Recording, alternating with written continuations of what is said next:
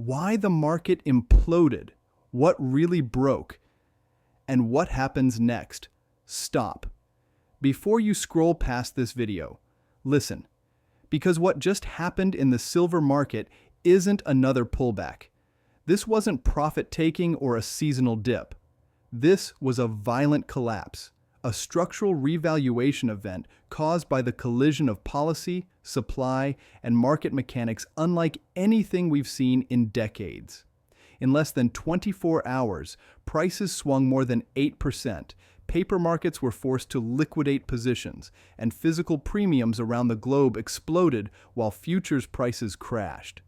If you think silver is just a speculative metal, you're about to be very wrong. By the end of this video, you'll understand why the silver price crash isn't a correction. It's a crack in the entire market foundation. What just happened? Crash versus correction. The difference. Most mainstream analysts will tell you silver fell because of volatility. But here's the real chart of forces at work. Silver prices hit record highs above $117 in early 2026. In the same week, futures markets crashed intraday, up to 11% on major exchanges. Meanwhile, physical demand didn't vanish, it kept rising. So what gives? Here's the cliff notes. A crash is structural. A correction is cyclical. In a correction, fundamentals change. In a crash, systems change. And that's exactly what happened. You're about to see that silver's price can drop even as physical demand strengthens. The role of margin hikes. The kill switch.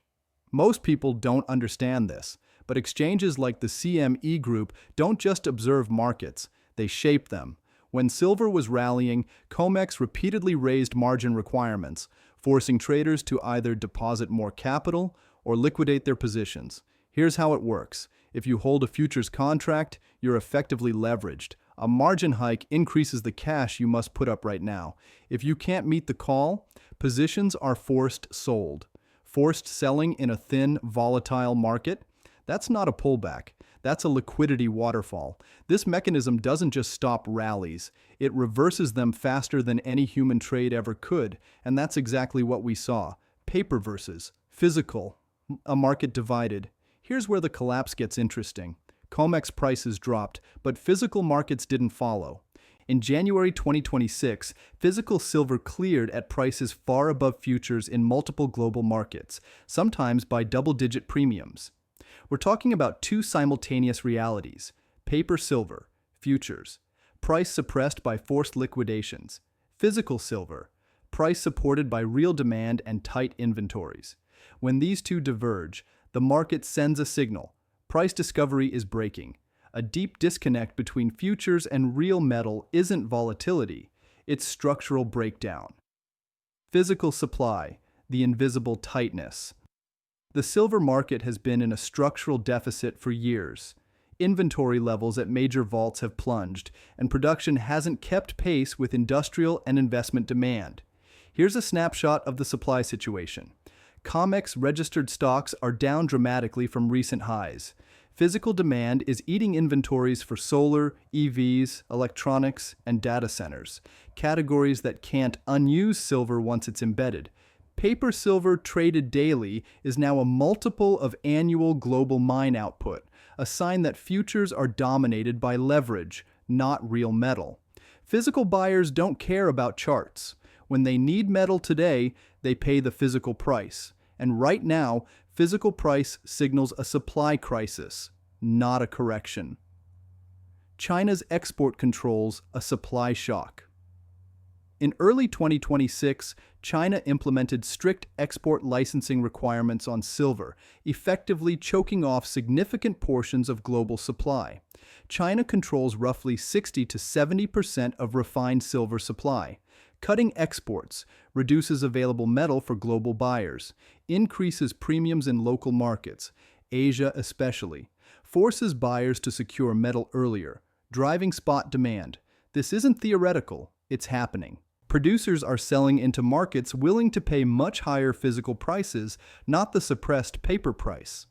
That means the real price of silver could already be significantly higher than what futures charts show. The market mechanic that broke. So let's connect the dots. Physical inventories are shrinking. Demand is structural, not speculative.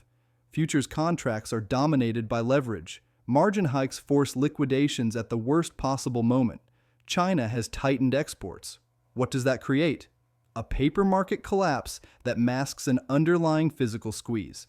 This isn't just volatility. This is a disconnect between price discovery mechanisms. Markets don't break like this because of news. They break because the system can't reconcile supply and claims anymore. Why speculation alone can't explain this? Some analysts still claim this was just profit-taking or speculation unwinding. That's a surface read. Here's why that's not enough. Scenario 1. Price realigns to physical reality. If paper and physical prices reconcile, futures start tracking physical premiums, suppressed contracts unwind, inventory stress eases, outcome, a new upward trend in price discovery. This would mean prices could break past prior nominal highs once the market stops fighting itself. Scenario 2. Persistent paper-physical divergence. Here, the futures market stays suppressed, but physical markets continue separate pricing. We get dual markets. Prices for contact delivery diverge from futures. In this scenario, silver is no longer priced by COMEX, but by physical demand conditions. Scenario 3. Systemic delivery stress. If enough physical demand overwhelms futures delivery capacity, exchanges may face delivery backlogs or defaults. When delivery obligations can't be honored, futures pricing loses credibility entirely, and the market reprices through physical trades. This is the most disruptive outcome, but historically the most powerful repricing mechanism in commodities. None of these scenarios involve a simple sideways drift. The real demand curve. Industrial plus strategic silver isn't just a monetary metal anymore. Over 50% of its demand comes from real industry: solar, EVs, semiconductors, AI data centers. Industrial demand doesn't switch off because of price. It absorbs price. That's the opposite of speculative demand, which is elastic. When your demand curve rises with price, you're not in a trading story. You're in a structural shift. The big misconception: price is not value. Every investor watching the silver price crash thinks price equals value. That's a mistake. Value is a function of supply tightness, demand and flexibility. Real delivery needs strategic reserve behavior. Price is just what was paid last. In a distorted market, those two can be miles apart. Today, price is being shaped by paper mechanisms, but value is being carved by real supply stress. When pricing mechanisms diverge from value drivers, the market doesn't correct, it restructures.